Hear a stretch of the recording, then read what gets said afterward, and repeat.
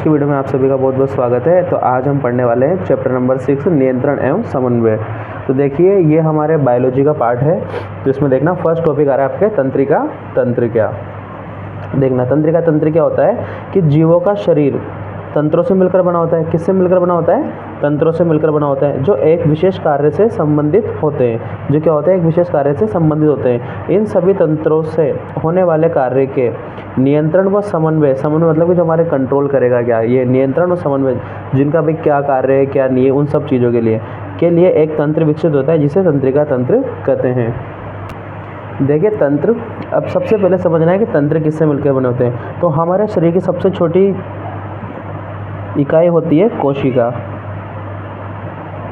ठीक है, हमारे शरीर की सबसे छोटी इकाई क्या होती है? कोशिका। अब समान कार्य करने वाली कोशिकाओं के समूह किसका निर्माण करते हैं? उत्तक का निर्माण करते हैं। अब समान कार्य करने वाले उत्तक किसका निर्माण करेंगे? अंग का निर्माण करेंगे। किसका निर्माण करेंगे? अंग का। और समान कार्य करने वाले अंग किसका निर्माण करते हैं? अंग तंत्र का निर्माण करते हैं। किसका निर्माण करेंगे?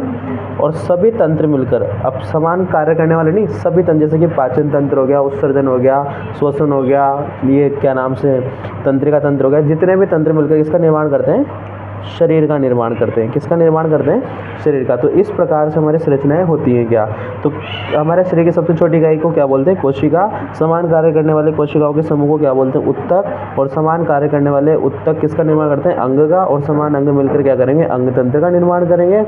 और सभी तंत्र मिलकर किसका निर्माण करेंगे? शरीर का निर्माण करेंगे क्या। तो इसमें पढ़ने वाले हम तंत्रिका तंत्र क्या। तो इसमें फर्स्ट टॉपिक है तंत्रिका कोशिका। क्वेश्चन इंपॉर्टेंट है, आता है हर बार पेपर में। तंत्रिका तंत्र विशेष प्रकार की कोशिकाओं से मिलकर बना होता है। ठीक है, जो सूचनाओं तथा समन्वय, सूचनाएं जो भी हमारे सिग्नल्स वगैरह आते हैं उनके समझने में से संबंधित होता है, जिन्हें तंत्रिका कोशिका या न्यूरॉन कहते हैं। क्वेश्चन न्यूरॉन से भी पूछा जा सकता है और तंत्रिका कोशिका से भी पूछा जा सकता है। तो आपको दोनों ही नाम याद रखने होंगे यहाँ पे। एक तंत्रिका कोशिका दूसरी तंत्रिका कोशिका से जुड़ी होती है, इस संबंध को स्नैप्स कहते हैं। कई बार क्वेश्चन पूछा गया है स्पेसिफिक, स्नैप्स किसे कहते हैं। एक तंत्रिका कोशिका दूसरी तंत्रिका कोशिका से जुड़ी होती है, इस संबंध को अपन क्या बोलते हैं? स्नैप्स बोलते हैं। क्या बोलते हैं? स्नैप्स बोलते हैं। ये स्नैप्स कहते हैं। ठीक है, ये आपकी संरचना हो जाएगी। ये पूरा तंत्रिका हो गया। ठीक है, ये इसका कोशिका का है, जितना भी मीड वाला भाग है, बीच वाला भाग को अपन केंद्रक बोल देंगे। ये जो इसके निकले हुए हैं उनको द्रुमिका, ये बीच वाले तंत्रिकाक्ष, और लास्ट सिरा क्या हो जाएगा? तंत्रिका कोशिका का अंतिम सिरा। ठीक है, तो जब आपसे तंत्रिका कोशिका पूछा जाए सिर्फ और सिर्फ 2-3 नंबर में, तो आप इतना सा लिख दें और चित्र उसमें बना देगा। और जब तंत्रिका कोशिका की संरचना पूछी जाएगी तो आपको चित्र तो बनाना ही सही, और इसके एक एक भागों को भी समझाना है क्या। ठीक है, तो हमने चित्र यहाँ बना रखा है। देखिए अगला क्वेश्चन आ रहा है, एक अगला टॉपिक है तंत्रिका कोशिका की संरचना। देखिए तंत्रिका कोशिका को निम्न भागों में बांटा गया है। सबसे पहले आप चित्र बना लीजिए। ठीक है, उसके बाद आपको पॉइंट वाइज लिखते जाना है। पहला भाग है कोशिका काय। इस भाग को साइटोन भी कहते हैं। क्या कहते हैं इस भाग को? साइटोन भी कहते हैं। क्वेश्चन पूछा जाता है साइटोन किस भाग को कहते हैं, तो कोशिका काय के भाग को क्या बोलते हैं? साइटोन भी कहा जाता है। कोशिका काय में एक केंद्रक तथा प्रारूपिक कोशिकांग पाए जाते हैं।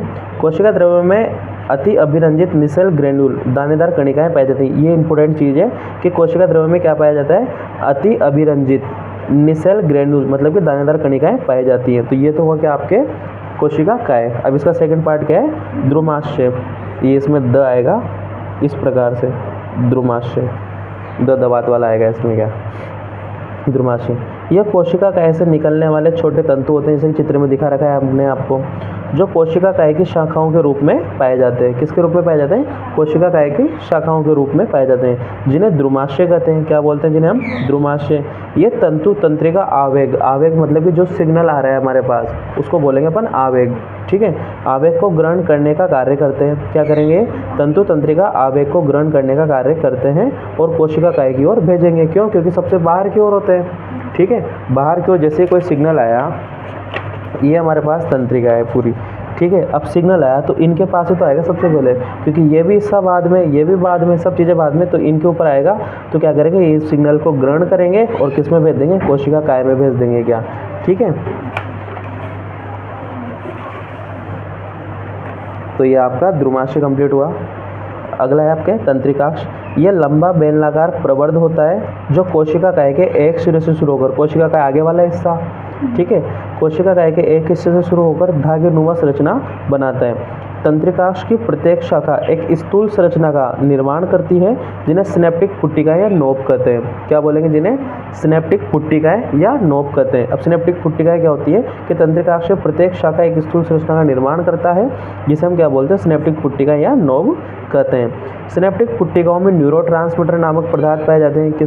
कौन से पदार्थ पाए जाते हैं? न्यूरोट्रांसमीटर पदार्थ पाए जाते हैं जो तंत्रिका आवेगों के संप्रेषण में महत्वपूर्ण भूमिका निभाते हैं। क्वेश्चन यहाँ से बनेगा क्या कि सारे संप्रेषण की भूमिका कौन निभाता है? न्यूरोट्रांसमीटर पदार्थ। ठीक है, यही अगर नहीं होंगे तो किसी भी चीज़ का अध्ययन नहीं हो पाएगा। क्या ध्यान रखना इस चीज़ का। क्या तो ये था आपके तंत्रिका कोशिका की संरचना पूरी।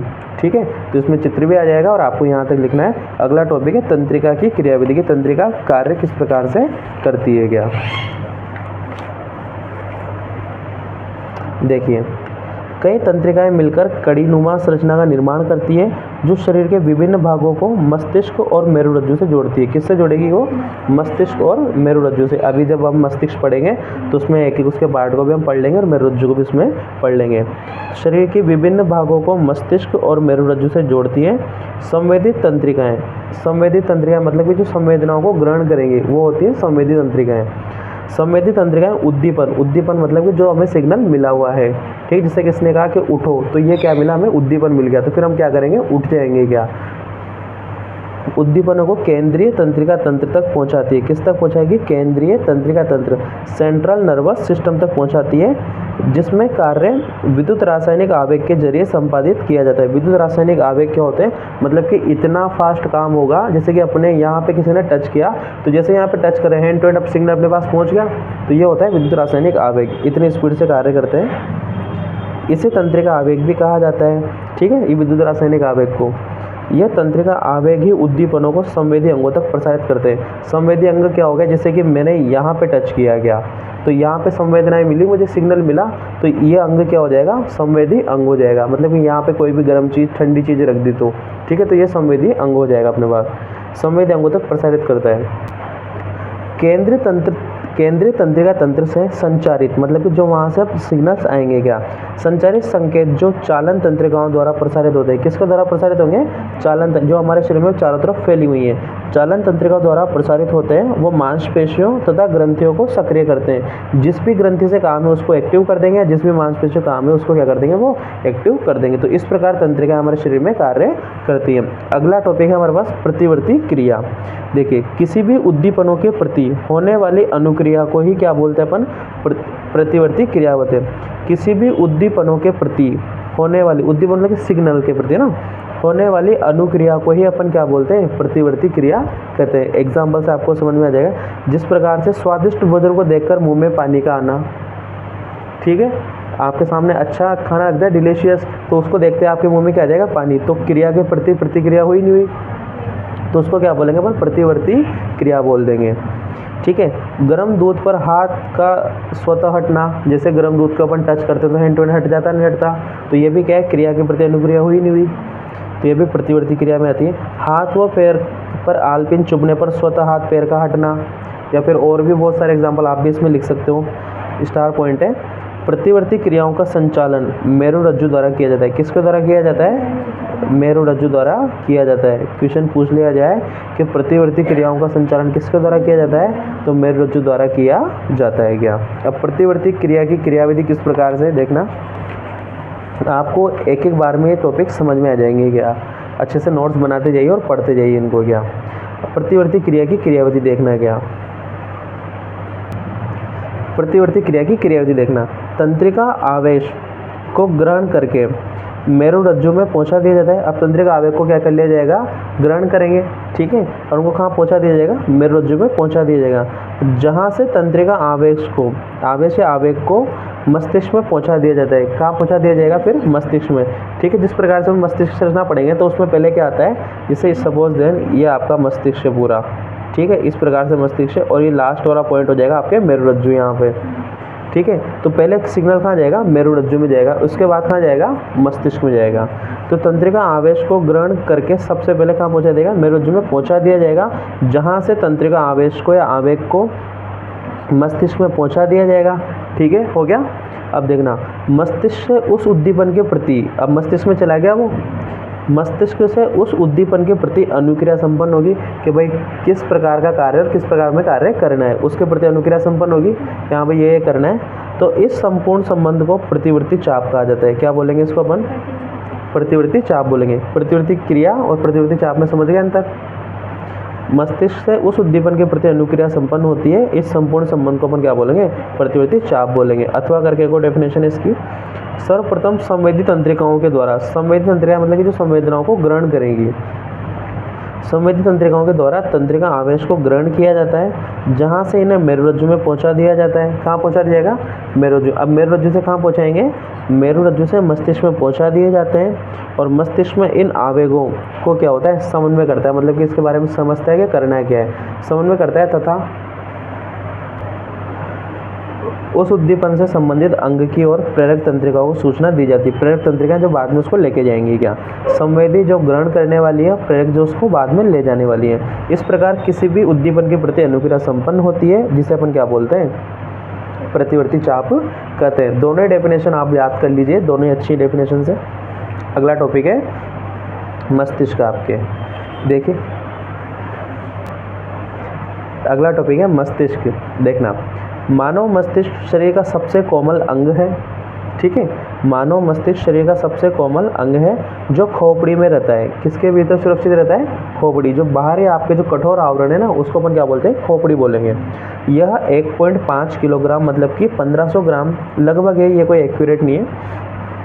शरीर का सर्वाधिक जटिल अंग है, मतलब कि बहुत जटिल अंग है ये, ठीक है। जो सूचना विनिमय मतलब कि लाने ले जाने तथा आदेश नियंत्रण मतलब कि जो भी कंट्रोल का कार्य है का कार्य करता है। शरीर के विभिन्न क्रियाकलाप जैसे कि तापमान नियंत्रण, हमारे बॉडी का टेम्परेचर भी मस्तिष्क कंट्रोल करता है। मानव व्यवहार, हम किसके प्रति क्या व्यवहार प्रदर्शित कर रहे हैं, ये भी हमारा मस्तिष्क पर डिपेंड करता है। रक्त परिसंचरण, ब्लड फ्लो को भी ये कंट्रोल करता है। श्वसन भी इसके कंट्रोल में। देखना, सुनना, बोलने, ग्रंथियों के स्त्रवण आदि को नियंत्रित करता है। ये मस्तिष्क के कार्य हो गए क्या, ठीक है। मस्तिष्क और मस्तिष्क के कार्य यहाँ पे अपन ने समझा दिए। अब मस्तिष्क को भागों में देखना, कितने भागों में बांटा गया है? तो मस्तिष्क को 3 भाग, मुख्यतः 3 भागों में बांटा गया है। अग्र मस्तिष्क, मध्य मस्तिष्क और पश्चिम मस्तिष्क। एक हमने चार्ट बनाया है, इसको देखिए आप, इससे आपको और हेल्प मिलेगी। पूरे मस्तिष्क के भागों के हमने नाम लिख दिए। देखिए मस्तिष्क को कितने भागों में बांटा हमने? 3 भागों में, अग्र मस्तिष्क, मध्य मस्तिष्क और पश्चिम मस्तिष्क। अब अग्र मस्तिष्क के 2 भाग होते हैं, प्रमस्तिष्क और डायंसिफिलोन, ठीक है। अग्र मस्तिष्क के कितने भाग होते हैं? प्रमस्तिष्क और डायंस, 2 भाग हो गए। मध्य मस्तिष्क का कोई पार्ट नहीं है। पश्चिम मस्तिष्क के 3 भाग होते हैं, एक होता है अनुमस्तिष्क, पोन्स और मेडुला ओब्लोगेटा, ठीक है। ये इसके 3 भाग हो गए। तो अब पढ़ते हैं फर्स्ट इसका भाग अग्र मस्तिष्क। देखना, अग्र मस्तिष्क प्रमस्तिष्क व डायंसिफिलोन से मिलकर बना होता है। किसके से मिलकर बना होता है अग्र मस्तिष्क? प्रमस्तिष्क व डायंसिफिलोन से मिलकर बना होता है। नोट्स बिल्कुल आपके बहुत अच्छे नोट्स हैं, इनको आप लिख के ही याद करना, बहुत अच्छे से आपके नंबर आएंगे और आधा नंबर भी आपके कहीं भी नहीं कटेगा। और प्रतिवृत्ति चाप में आप बुक से चित्र बना लेना, उसमें अगर चित्र पूछे तो वो। चलिए, प्रमस्तिष्क मानव मस्तिष्क का 80 से 85% भाग का निर्माण करता है, ठीक है। प्रमस्तिष्क मतलब कि इसका आगे वाला पार्ट, मानव मस्तिष्क का, पूरे मानव मस्तिष्क का 80 से 85% भाग का क्या करता है? बनाता है क्या। यह मस्तिष्क का वह भाग है जहाँ से ज्ञान मतलब कि सोचना विचारना, सारा ज्ञान, चेतना, सोचने विचारने का कार्य संपन्न होता है। अगर किसी के प्रमस्तिष्क में चोट लग जाए तो ये सब चीज़ें उसके खो देगा क्या वो, ठीक है। और ये 80 से 85% होता है। तो क्वेश्चन पूछ लिया जाए प्रमस्तिष्क का कार्य क्या है, तो प्रमस्तिष्क की ये कार्य ज्ञान, चेतना, सोचने विचारने का कार्य संपन्न करता है। एक लंबी गहरी दीवार प्रमस्तिष्क को दाएं व बाएं गोलार्ध में विभक्त करती है, 2 अलग अलग भागों में विभक्त करती है क्या, विभक्त करती है। ये दोनों गोलार्ध आपस में कार्पस कैलोसम, ये क्वेश्चन पूछा गया है कई बार क्या, ठीक है। कार्पस कैलोसम की पट्टी द्वारा जुड़े होते हैं क्या। अगला है डायंसिफिलोन। देखना, डायंसिफिलोन थैलेमस भाग, डायंसिफिलोन का थैलेमस भाग संवेदी व प्रेरक संकेतों का केंद्र है। संवेदी मतलब कि जो सिग्नल्स आएंगे और प्रेरक जो उन सिग्नलों के द्वारा काम किया जाएगा क्या, संकेतों का केंद्र है। डायंसिफिलोन का आधारी भाग हाइपोथैलेमस कहलाता है। क्या कहलाता है? हाइपोथैलेमस, ठीक है। इसको मास्टर ऑफ मास्टर ग्लैंड भी हम कहते हैं क्या, मास्टर ऑफ मास्टर ग्रंथि भी से कहते हैं। जैसे मास्टर ग्रंथि होती है ना, पीयूष ग्रंथि, तो उसके ऊपर भी कौन होता है, हाइपोथैलेमस होता है क्या। यह भाग भूख, प्यास, निद्रा, ताप, थकान, मनोभावना आदि की अभिव्यक्ति का ज्ञान कराता है। कौन सा वाला भाग, ये हाइपोथैलेमस और ये डायंसिफिलोन वाला भाग। प्रत्येक प्रमस्तिष्क गोलार्ध में दूसरा द्रव्य पाया जाता है। कौन सा द्रव्य पाया जाता है, दूसरा मतलब ग्रे कलर का, जिसे वल्कुट या प्रांतस्था या कॉर्टेक्स कहते हैं। क्या बोलते हैं इसे, कॉर्टेक्स या वल्कुट कहते हैं क्या। अंदर की ओर श्वेत द्रव्य, प्रत्येक प्रमस्तिष्क गोलार्ध में दूसरा द्रव्य पाया जाता है, इसे कॉर्टेक्स, प्रत्यास्था या वल्कुट कहते हैं। अंदर की ओर श्वेत द्रव्य पाया जाता है, जिसे मेडुला कहते हैं। क्या बोलते हैं, इसे मेडुला बोलते हैं। इनको ध्यान रखना है क्या, किसको क्या बोलते हैं क्या। इसका बीच वाला भाग आ रहा है मध्य मस्तिष्क। देखना, ये 4 पिंडों में बटा होता है। क्वेश्चन आ गया, मध्य मस्तिष्क कितने पिंडों में बटा होता है, 4 पिंडों में, जो हाइपोथैलेमस तथा पश्चिम मस्तिष्क के मध्य में स्थित होता है। किसके मध्य में, जो हाइपोथैलेमस व पश्चिम, हाइपोथैलेमस इसका लास्ट वाला पार्ट है अग्र मस्तिष्क का, ठीक है, और पश्चिम मस्तिष्क आ ही रहा है फिर पीछे से होता है। प्रत्येक पिंडों को कार्पोरा क्वाड्रिजेमिन कहते हैं। क्या बोलते हैं, कार्पोरा क्वाड्रिजेमिन। ये आधा क है यहाँ पे, क्वेश्चन पूछा जाता है कि प्रत्येक पिंडों को क्या बोलते हैं, कार्पोरा क्वाड्रिजेमिन कहते हैं। देखिए 4 पिंडों में से ऊपरी 2 पिंड दृष्टि के लिए तथा निचले 2 पिंड श्रवण के लिए उत्तरदायी होते हैं। मतलब कि ऊपर के 2 पिंड है वो किसके लिए, हमारे देखने के लिए होते हैं क्या, और निचले 2 पिंड किसके लिए होते हैं, श्रवण के, मतलब कि सुनने के लिए उत्तरदायी होते हैं क्या, मध्य मस्तिष्क का ये कार्य होते हैं क्या। आगे है आपके पश्चिम मस्तिष्क। यह भाग अनुमस्तिष्क, पोन्स तथा मेडुला ऑब्लोगेटा से मिलकर बना होता है। किन किन से मिलकर बना होता है, अनुमस्तिष्क, पोन्स तथा मेडुला ऑब्लोगेटा से मिलकर बना होता है। फर्स्ट अनुमस्तिष्क क्या होता है, अनुमस्तिष्क मस्तिष्क का दूसरा भाग है जो ऐच्छिक पेशियों, अब ऐच्छिक पेशियाँ जिन पर हमारे शरीर का कंट्रोल होता है वो ऐच्छिक पेशियाँ कहलाती हैं क्या, ठीक है ना। ऐच्छिक पेशियाँ जैसे कि हाथ व पैर की पेशियों को नियंत्रित करता है, यह न्यूरॉन मतलब कि तंत्रिका को अतिरिक्त स्थान प्रदान करता है। क्या करता है, तंत्रिकाओं को अतिरिक्त स्थान प्रदान करता है क्या। अगला है पोन्स, यह मस्तिष्क के विभिन्न भागों को आपस में जोड़ने का काम करता है। पोन्स का सिर्फ काम क्या है, मस्तिष्क के भागों को जोड़ने का काम करेगा। एंड द लास्ट आ रहा है आपके मेडुला ऑब्लोगेटा, और इसी के साथ आपका ये मानव मस्तिष्क का चित्र भी है। यह अनैच्छिक, अब देखना ऐच्छिक क्रियाओं को कौन नियंत्रित कर रहा है, अनुमस्तिष्क कर रहा है क्या, और ये क्या कर रहा है, मेडुला ऑब्लोगेटा। यह अनैच्छिक क्रियाओं को नियंत्रित करता है, जैसे कि हृदय का धड़कना, इस पर हमारा कोई कंट्रोल नहीं है। रक्तदाब, ब्लड प्रेशर को अपन बढ़ा भी नहीं सकते, घटा भी नहीं सकते हैं। पाचक रसों का स्त्रवण, एक बार अगर भोजन खा लिया तो पाचन होगा ही सही, उसको आप कंट्रोल नहीं कर सकते क्या, ठीक है। तो ये अनैच्छिक क्रियाओं के बीच में आते हैं क्या। यह मस्तिष्क का अंतिम भाग है जो मेरुरज्जु से जुड़ा होता है। कौन सा वाला भाग, मेडुला ऑब्लोगेटा वाला क्या, ठीक है। ये मानव मस्तिष्क का चित्र है, आप इसको बुक में से बना सकते हैं, चाहो तो इसका स्क्रीनशॉट ले लो, इसमें सारे नाम हमने लिख रखे हैं क्या, ठीक है। तो इसी प्रकार से आपका मानव मस्तिष्क कंप्लीट हो चुका है क्या। अगला है आपके मेरुरज्जु। देखना, मेरुरज्जु लगभग 5 सेंटीमीटर लंबी होती है। कितनी लंबी होती है, 5 सेंटीमीटर लंबी होती है। पश्चिम मस्तिष्क मेडुला के जरिए मेरुरज्जु से जुड़ा होता है। पश्चिम मस्तिष्क से जुड़ा होता है, मेडुला के जरिए मेरुरज्जु से जुड़ा होता है। मेरुरज्जु एक तंत्रिकीय नाल है जो कशेरुकाओं के मध्य सुरक्षित रहता है। किसके मध्य, कशेरुकाओं, ये रीढ़ की हड्डी के बीच में सुरक्षित रहता है क्या, ठीक है, ऊपर के हिस्से में क्या, कशेरुका मतलब कि हड्डी, और कशेरुक दंड मतलब कि रीढ़ की हड्डी, ध्यान रखना क्या। मेरुरज्जु मुख्यतः प्रतिवर्ती क्रियाओं के संचालन व नियंत्रण का कार्य करता है। जैसे कि अपन ने प्रतिवर्ती चाप और प्रतिवर्ती क्रिया पढ़ी, उसमें भी देखा हमने, नियंत्रण का कार्य करता है। साथ ही मस्तिष्क से प्राप्त तथा मस्तिष्क को ले जाने वाले आवेगों के पथ प्रदान करता है, तथा मस्तिष्क को ले जाने वाले आवेगों, जो भी सिग्नल आ रहे हैं उनको क्या कर रहा है, पथ मतलब कि रास्ता प्रदान कर रहा है। भाई कोई भी सिग्नल जाएगा मेरुरज्जु से होके जाएगा, और मस्तिष्क से भी आएगा तो वो भी मेरुरज्जु के द्वारा ही आएगा, पथ प्रदान करता है। मेरुरज्जु को 2 स्तर की मोटी दीवारें घेरी रहती हैं। पहले देखना, भीतरी स्तर जो बाहर अंदर वाला स्तर है, भीतरी स्तर को दूसरा द्रव्य कहा जाता है, और बाहरी स्तर को क्या बोलेंगे, श्वेत द्रव्य कहा जाता है। ये था आपके मेरुरज्जु, ये भी कंप्लीट हो गया। अब अगला टॉपिक है आपके ऐच्छिक व अनैच्छिक क्रियाएं। फर्स्ट है अनैच्छिक क्रियाएं। जैसे कि नाम से पता चल रहा है कि अनैच्छिक क्रियाएं, भाई जिनका हमारे शरीर पे कोई कंट्रोल नहीं रहेगा, वो अनैच्छिक क्रियाएं। वे क्रियाएं जिन पर हमारी इच्छा शक्ति का कोई नियंत्रण नहीं होता है, क्या कहलाते हैं, अनैच्छिक क्रियाएं कहलाती हैं। जैसे कि हृदय का धड़कना, स्वादिष्ट भोजन को देखकर मुंह में पानी का आना, भोजन का पाचन, रक्त का परिवहन एटसेट्रा। ठीक है, ये सब क्या होती हैं? अनैच्छिक क्रियाएं जिन पर हमारे इच्छा शक्ति का कोई प्रभाव नहीं चलता गया। अगला आ रहा है ऐच्छिक क्रियाएं। वे क्रियाएं जिस पर हमारी इच्छा शक्ति का नियंत्रण होता है, ऐच्छिक क्रियाएं कहलाती हैं क्या? जैसे श्वसन, टहलना, चलना, खाना पीना, लिखना, बोलना आदि सब क्या होती है? ये हमारी ऐच्छिक क्रियाएं होती हैं जो हमारी इच्छा शक्ति के अकॉर्डिंग ही होती हैं। क्वेश्चन है, क्वेश्चन देखना, तंत्रिका ऊतक किस प्रकार कार्य करते हैं, कैसे कार्य करते हैं? देखना, तंत्रिका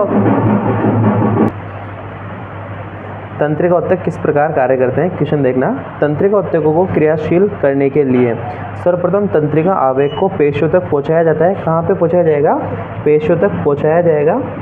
पेशियों में विशेष प्रकार के प्रोटीन पाए जाते हैं। किस प्रकार के प्रोटीन पाए जाते हैं? विशेष प्रकार के प्रोटीन पाए जाते हैं। इससे इनका आकार व व्यवस्था निश्चित होती है। ठीक है, ये प्रोटीन क्या करते हैं? इनका आकार व व्यवस्था निश्चित करते हैं। तंत्रिका आवेश को संपर्क में आने पर, तंत्रिका आवेग के संपर्क में आने पर इन प्रोटीन की आकृति में क्या हो जाता है? परिवर्तन आ जाता है, जिससे पेशियों की नई व्यवस्था बनती है। अब जैसे कि इनकी आकृति में चेंज आएगा तो पेशियों की व्यवस्था भी चेंज होगी क्या? फलस्वरूप एक निश्चित उद्दीपन के प्रति अनुक्रिया संपन्न होती है। इस प्रकार तंत्रिका ऊतक कार्य करते हैं। तो इस वीडियो में इतना ही। अगली वीडियो में हम पढ़ेंगे पादपों में समन्वय, हार्मोन्स वगैरह सारे कुछ उसमें पढ़ लेंगे क्या।